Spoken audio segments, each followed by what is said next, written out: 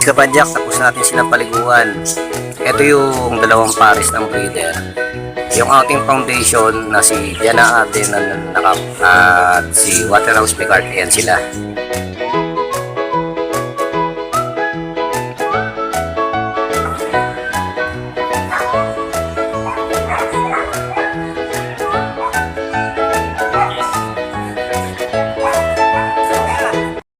Hey mga kalapatid sa Padyak, welcome to my channel, Rider as Tonglog. Please like, share, and subscribe. At mas maganda po kung magko-comment kayo. Ayos!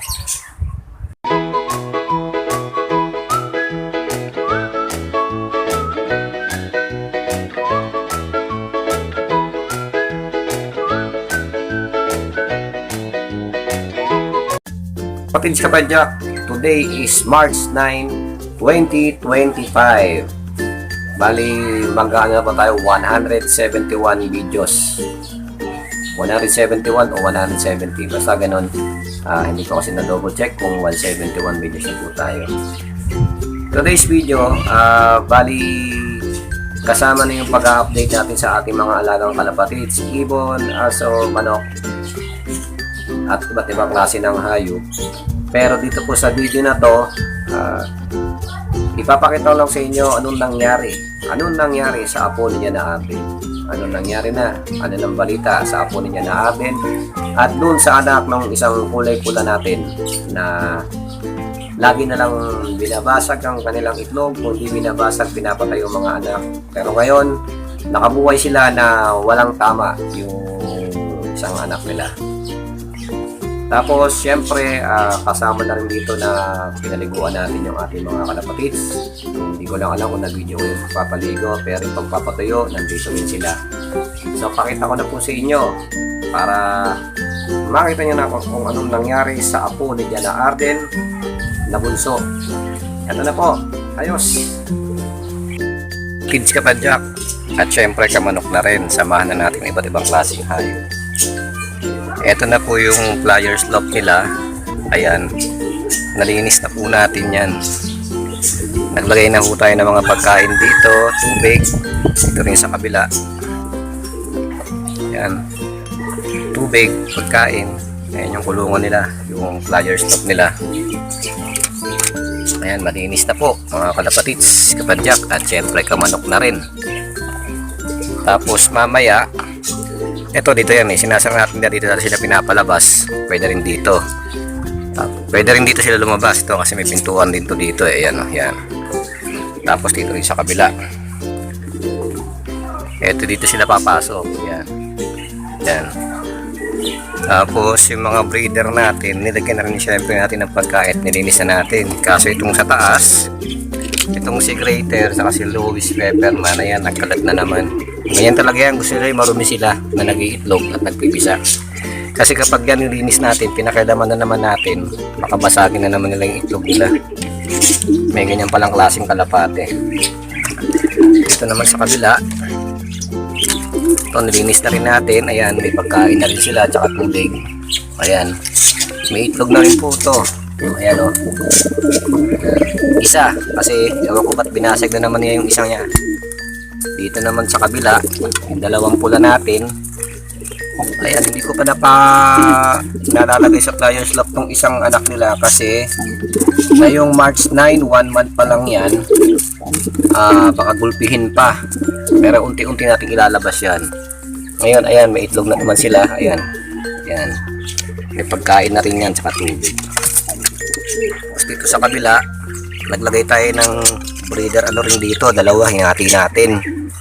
Kasi yung mga kalapati natin na nagsisitandaan na sila, so lahat sila pwede ng breeder, halos lahat na.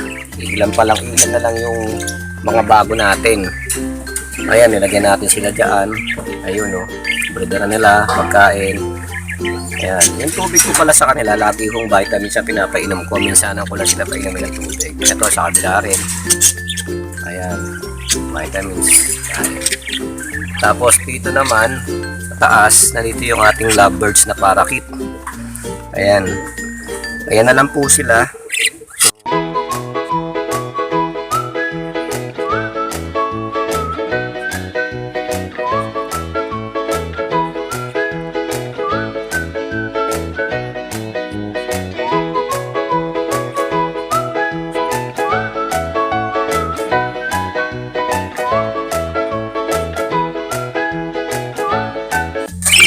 Etong isang kulungan na to, dapat to sa manok din eh.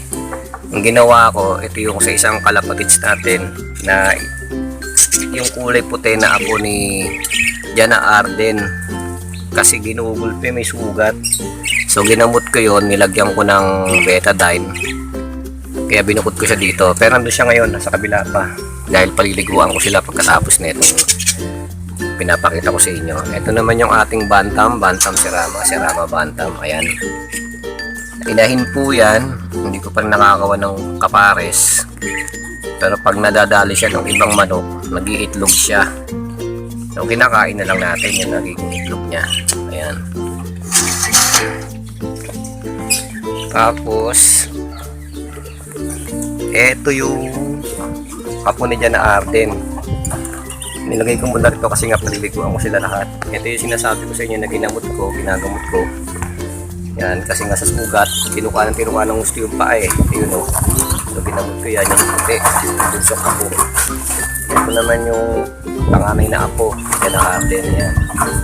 Tapos ito yung nag-iisang matagal na tumambay sa atin. Yun, mga 4 na buwan na yata ito, 3 eh. Hindi pa rin umaalis dito pag pinakakawalan ko. So sasabay ko rin paliguan yung mga yan. Tapos ito po yung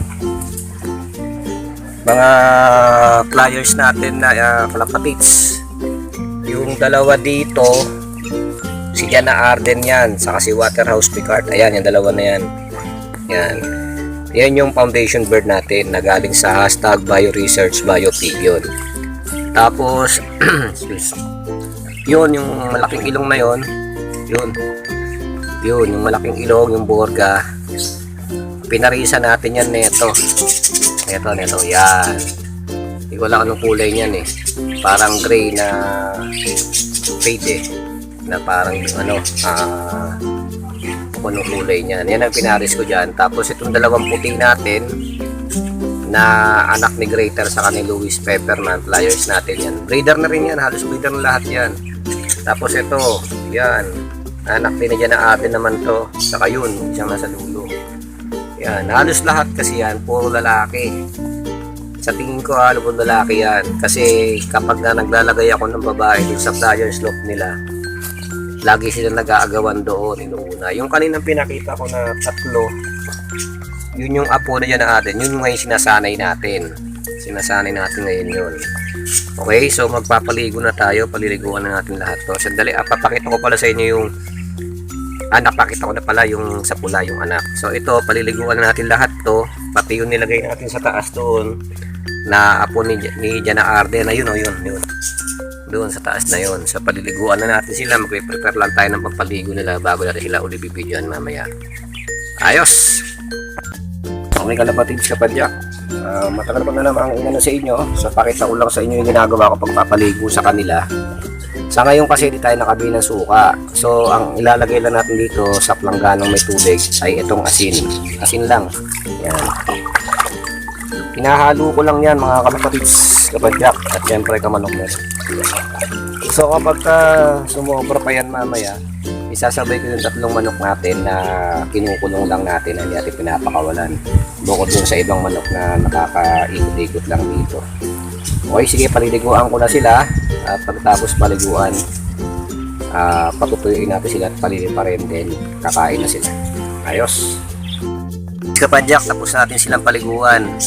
Ito yung 2 pares ng breeder. Yung ating foundation na si Jana Arden at si Waterhouse Picard, ayan sila. Ayan. Yan yung ating foundation bird na galing sa #BioResearch BioPig yun. Itong nasa baba, yan, sa katong isa. Pinagpares din natin yan, yung borga na yan. Yan, bigay lang sa atin yan eh, yan, yung borga na yan. Yan. Female yan or hen, babae. Tapos ito, kak yan, male. So yung iba papakita ko rin sa inyo mga flyers natin. Binukod na natin muna sila para mapatuloy sila ng gusto kasi pagkasama-sama sila nag-aaway pa eh. Itong magkakasama sa flyers loop, pinagsama-sama natin dito sa kulungan sa taas. Yan sila lahat. Yan.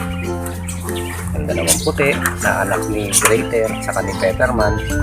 At itong kulay na to saka to yung anak ni Jana Arden. Tapos ito yung sinasabi ko sa inyo na 3 buwan na yata, 4 na buwan na ayaw umalis sa kulungan natin. Tapos eto na po yung apo ni Jana Arden. Ayan o, yung puting puti. At ito, alam ko na po anong kulay na ito. Ito po ay Tiger Grizzle. Yan. Tiger Grizzle po yan kung tawagin, kaya ganyang kulay niyan. So, nalahian pa rin siya ni Jana Arden ng Grizzle. Kaya lang ito, Tiger Grizzle. Yan, dito ko na muna sila, binukod ko sila doon. Kasi ito nga yung sinasabi ko sa inyo kanina. Ayan o, makita ko sa inyo. Ginagamot ko yung sugat niyan. Ayan, ginagamot ko yung sugat niyan. Mamaya pag tuyo na yan, ibabalik ko siya doon. Doon. Wala. Yan. Yan, sa kulungan na yan. Solo lang siya dyan. Siyempre may pagkain at vitamins na rin siya doon. So, pero kasi naman ito, napapalipad ko na rin. Sasanayin na rin natin yan.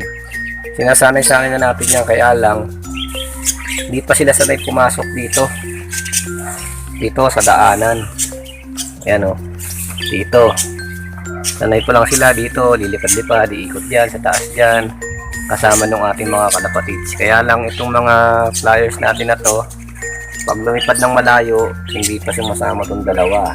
Kinakatakot lang natin, baka sumama, tapos di makabalik. Pero okay lang, ganoon naman talaga sa pagkakalapati, diba? Sabi ko nga sa inyo, yung kung na-umpisahan yung pag-video ko, umpisa ko sa pag-aalaga ng kalapati. So may mga kalapatids din tayo na wala, na hindi na nakabalik sa atin, pero okay lang, ganun talaga ang pagkakalapati. Unti-unting masasanay, matuturuan natin, matututo rin tayo paano pagpapaamo sa mga kalapatids natin. Yun nga, tamang pag-aalaga lang. Yan. Ito sila ha. Ayan yung apo. So madagdagan pa sana ng apo.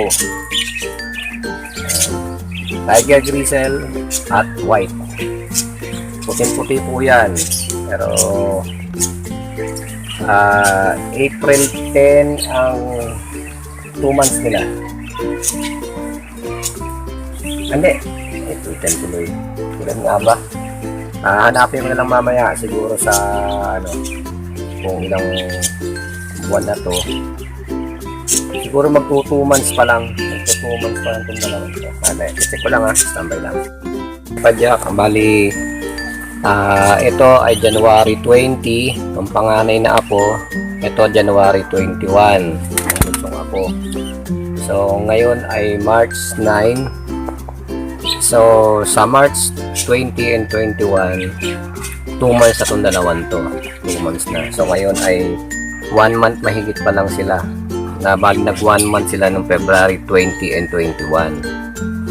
So sa March 20 and 21, 2 months na sila. Kaya medyo sinasanay pa natin to. Pag nasanay naman to, malamang din aalis na sa atin to. Okay? Pakita ko naman sa inyo yung anak ng dalawang pula natin. Na bali ano pa lang yun, 1 month itong March 9. Okay? Bali mga kalapatids kapadyak, at syempre kamanok na rin. Samahan na natin iba't ibang klaseng hayop. Ito bali, ito yung anak ng pula natin, yan. Bali 1 month siya ngayong March 9. Nakabit na rin natin. Ito po siya. So, yan ang ating vlog for today. Dito sa ating mga bagong inakay na isinama natin sa Flyers Loft. Ayos!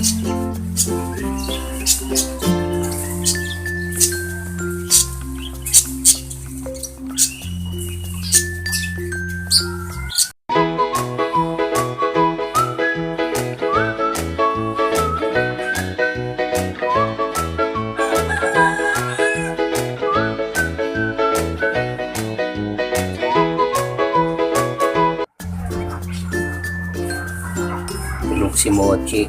Panday kasi sa gabi yan eh. Kaya sa umaga, tulog ang mga aso. Pansinin natin, sa gabi gising na gising sila sa tanghali. sa hapon. Pero pagdating sa umaga, itong oras, yan. 8 to 10 yan. Init yan. Kasi nagpapahinga sila. Para pagdating ng hapon hanggang gabi, hanggang madaling araw, bantay sila. Ayos.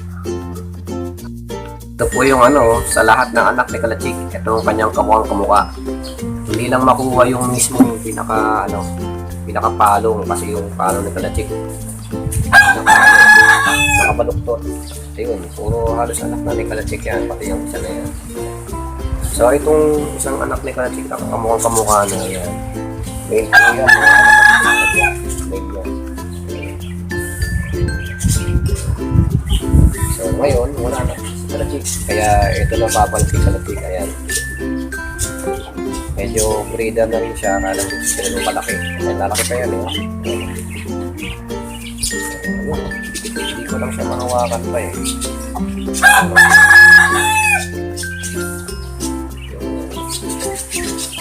Ayos.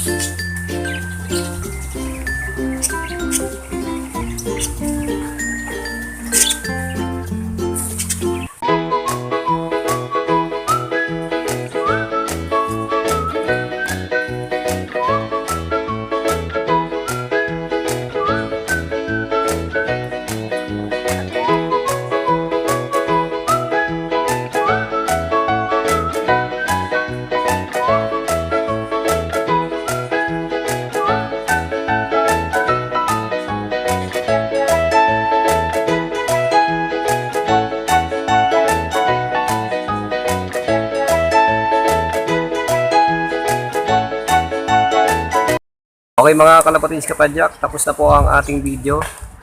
Lagi kong sinasabi sa aking video, walang ibang makapangyarihan sa lahat, kundi ang Diyos na nasa langit. Maraming salamat. God bless us all.